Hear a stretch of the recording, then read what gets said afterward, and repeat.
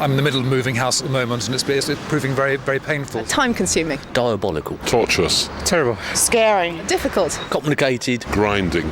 Stressful. I think it's terribly slow. Moving house is the second worst thing to a divorce, from what I can remember. What's my view of house moving? Don't do it, because you end up with a heart attack.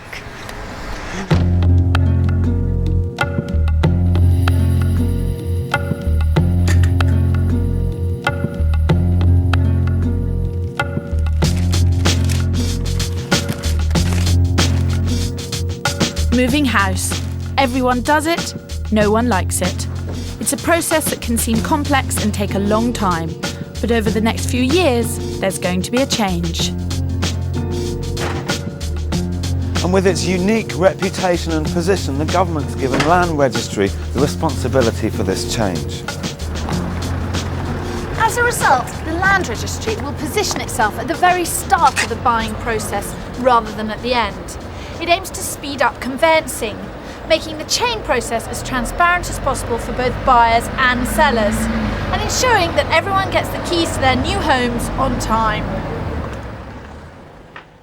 Well, that's the plan anyway. However, today, the reality is somewhat different. If you've got as far as choosing which of your favourite pots you're going to take with you, the chances are you'll be at the end of what's been a long and fraught exercise. For with traditional paper-based conveyancing processes, all too often there are delays and hold-ups in the run-up to exchange of contracts. And having completed the legalities, packed up the boxes, ready to go, you can still arrive at the new house and find you don't have a set of keys. Believe me, I've seen it happen. No wonder they say that moving house is one of the most stressful things you'll ever do. The introduction of e-conveyancing will make a big difference for everyone involved in the house buying process. So what's it all going to mean for staff at the Land Registry and to professional customers and the public? I think the main problems with moving house and buying a house are the amount of people that are involved and the lack of communication between those people. Get the solicitors to talk to each other a little more than they do. A more structured way of doing things and letting people know what's involved. I'm sure the whole thing could be streamlined a lot more, brought up into the 21st century. Speed up the process at the Land Registry, because that seems to take weeks right at the end. Wheels turn so slowly. Haven't they heard of technology and computers? Let's start with the professional customers and see what it means to them. Peter Collis, who are your professional customers? Well, Phil, it's really anyone who deals in the property market as a professional. Typically solicitors, licensed conveyancers, people handling conveyancing for their customers, but also people who lend money against property. So the mortgage lenders, the banks, the building societies, and others want to make use of our services too. And what do you see as the benefits to the property professionals?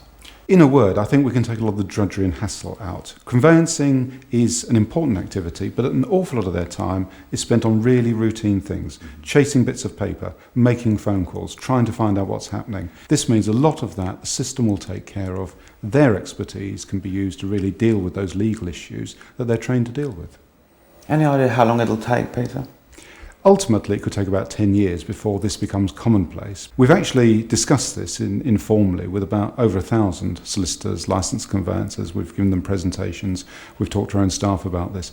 The crucial step that we've taken so far, though, is that we have the necessary legislation to take electronic conveyancing forward. The Land Registration Act of 2002 is on the statute book, so Parliament has said yes to electronic conveyancing. It's given us the powers now to really move forward. So that's it from the Land Registry's point of view. But how's it going to work for the professionals? Well, Liz Parkinson is a property lawyer and Steve Kelway is here from the Land Registry to show us how. Hi, well this system represents a firm of solicitors acting for a buyer and a firm of solicitors acting for a seller. And of course it's all linked up to a Land Registry electronic system, and I'm going to demonstrate today how it might possibly work over the next few years. We start off, first of all, we're hoping that it should be paperless. Won't be totally This demonstration, which looks at a simple property transaction, takes about an hour, so we can't show it all. Here, though, are some of the innovations.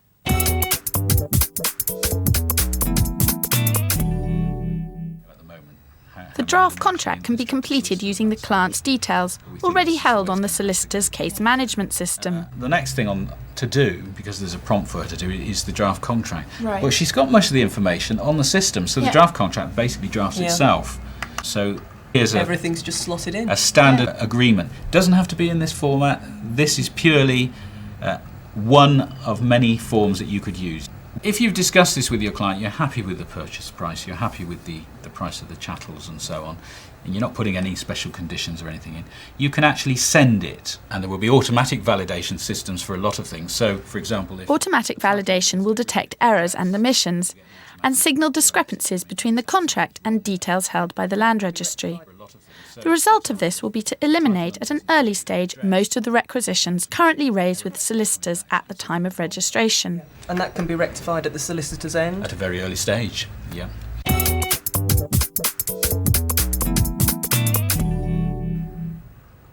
The starting point at the Land Registry is what's known as the notional register.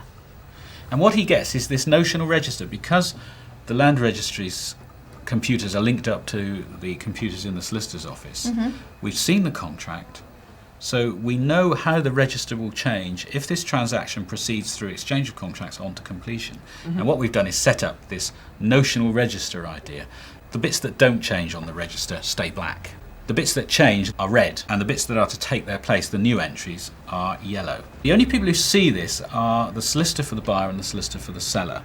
If anyone else will wish to look at the register, and you can obviously look at registers online, you will only get the existing register without the changes on it. Right. Okay. And would I be able to rely on that register online in the same way as I rely on office copy Oh, entries yeah, yes, now? yeah.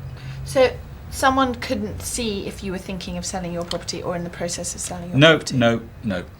That's right. No, an individual who was just being nosy Yeah. would see the old register without any of the proposed changes. on it. Right. Okay.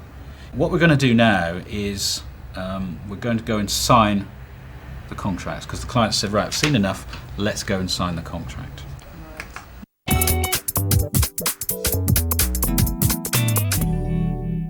One of the problems of the old system is lack of transparency. The Land Registry is proposing a chain matrix as the solution. What we call a chain matrix, which illustrates every transaction in the chain and indicates where each transaction is in the process. So you can look at that and very quickly see who is holding up the transaction, where the bottlenecks are. And you can then contact the firm solicitors or the person involved and say, right, you've got the problem, how much longer are you going to be? The government are very keen on us dealing with the question of chain transactions, trying to make them more visible, more transparent. Yeah. And what we put together is what we call a chain matrix. It's quite a simple document, really. Along the top are a list of stages that you have to go through to get to exchange of contracts. And down here are the list of firms of solicitors involved in the transaction. Now, we're looking for green traffic lights, basically, because when everyone's got all their lights at green, then it means the contracts are ready to be exchanged. And now everyone can see who's holding it up. When all parties are ready, the stage is set for exchange of contracts. So that basically, those green lights, that happening triggers all sorts of other systems. Yes, there is automatic simultaneous exchange of contracts.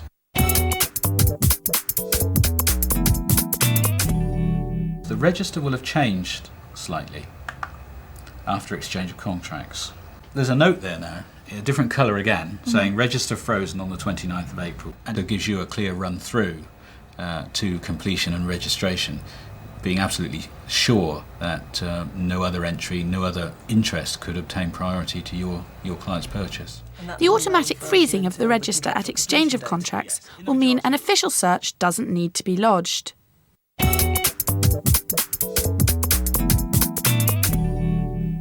Following exchange of contracts, the solicitors will prepare the transfer and charge documents, electronically sign them, and ensure the necessary funds are available to proceed to completion. This will show up on a completion matrix.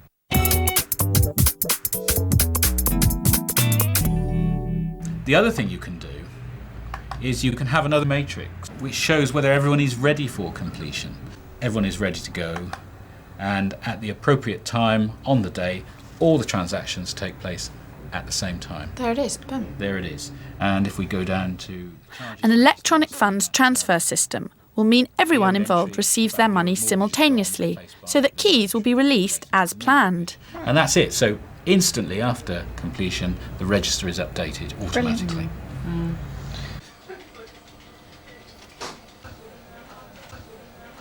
So Liz, do you think all of this is good news for you? I think the profession hopes it will be. I think that, you're fighting a profession who's naturally rather cautious, but people are becoming more and more familiar with their emails, more and more familiar with their computers. And I think as that happens and more systems become computerised, the timetable for this will work, and it will be a good thing for the profession. How optimistic are you that they can get this off the ground? Well, we're talking about a 5 to 10 year rollout, aren't we? Yeah. I think things will change over the next 5 years. If you look back over the last 5 years, things have changed. Yeah. So, I'm optimistic that we will move forward. There will be teething problems. I'm not naive about it. I think I'm hopeful that the consultation process will iron out as much of that as possible. But there will be teething problems, and you will undoubtedly have to market it to a profession who are sceptical. This is a pioneering project. It's driven by the Land Registry. What's your feelings on that?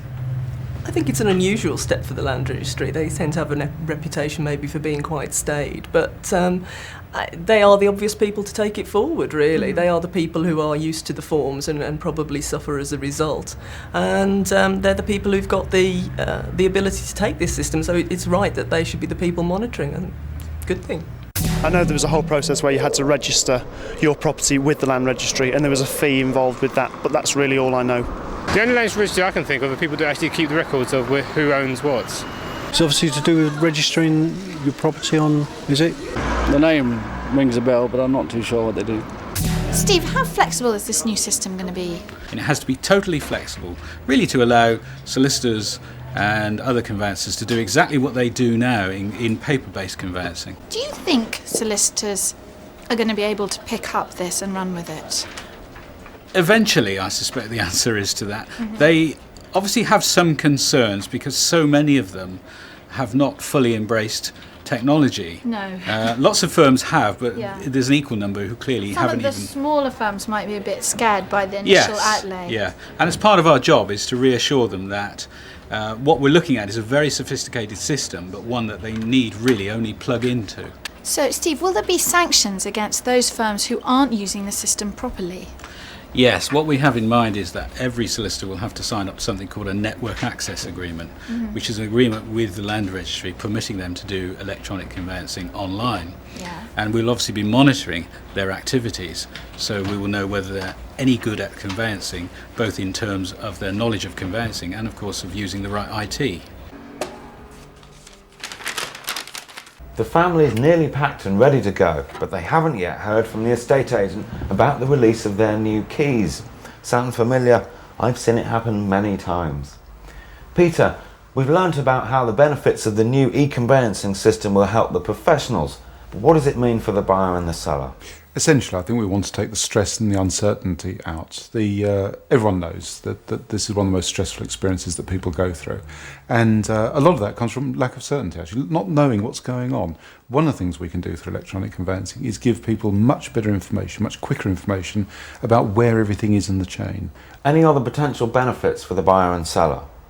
At the moment, a lot of time is lost just because the processes themselves are old-fashioned and slow. Sending things through the post, making phone calls, waiting for documents to arrive. If we're using electronic systems, then potentially everything will be a lot quicker. Will there be any change to the registering of title? One of the things called the registration gap, which is a slightly technical term, will disappear. At the moment, people move in, they're completely preoccupied with unpacking, getting the decorating done and sorting themselves out. In the background, their solicitors apply to register their title to the property.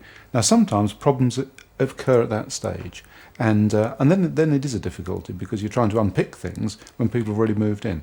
A lot of those issues now will get sorted out before people actually move into the property. What's the Land Registry got to do to make this happen? I think the first and essential thing, Phil, is to get everybody on board. As you said yourself earlier, a lot of people are involved in the property business. We need to get them to understand what we're trying to do, get their interest, get their involvement through the consultation, give people a chance to see what we're trying to do, contribute ideas, identify issues that may be difficult, and through all of that, trying to build a consensus in this country that says actually conveyancing could be a lot better than it is now. The process of moving could be a lot easier, a lot less stressful. Get that consensus, get that support for that idea, and then we can move forward. And that's the first step on what's going to be a long but very, very exciting journey.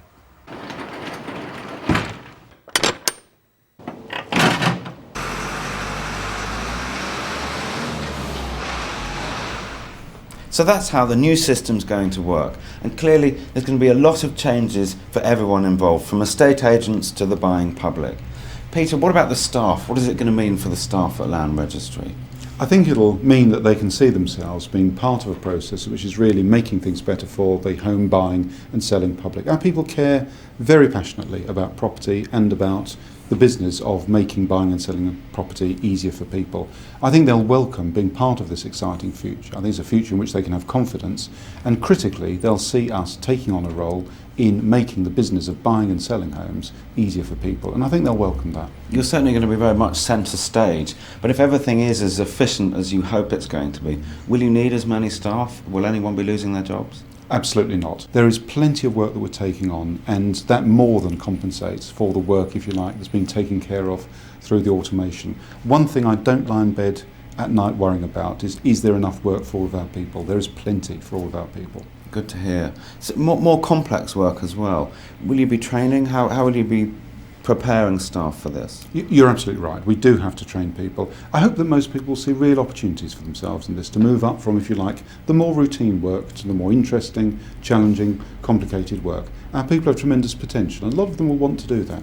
Clearly, we have to train them fully and support them in that process. We have to recognise as well, not everyone will be completely comfortable with these sorts of changes. We have to be able to help those people through the process too. If I can say so, you're seriously planning to raise your game here. Will your existing staff be able to cope? I'm absolutely confident they will. I've been in the organisation for 2.5 years now. I've travelled around, visited all of our offices several times. The thing that's consistently impressed me is the quality of our people. They're very able, they're extremely committed. I think they will want to respond to this challenge, and they tend to tackle challenges with a lot of energy, a lot of enthusiasm, a lot of passion actually for the organisation and for the job. I think they'll respond superbly to the challenges that we have.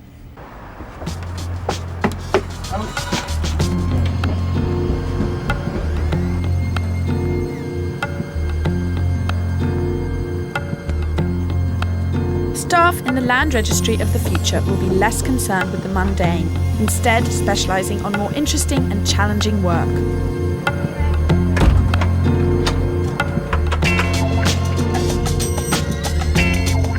By 2012, e-conveyancing will make a difference to everyone involved with land, property and mortgages.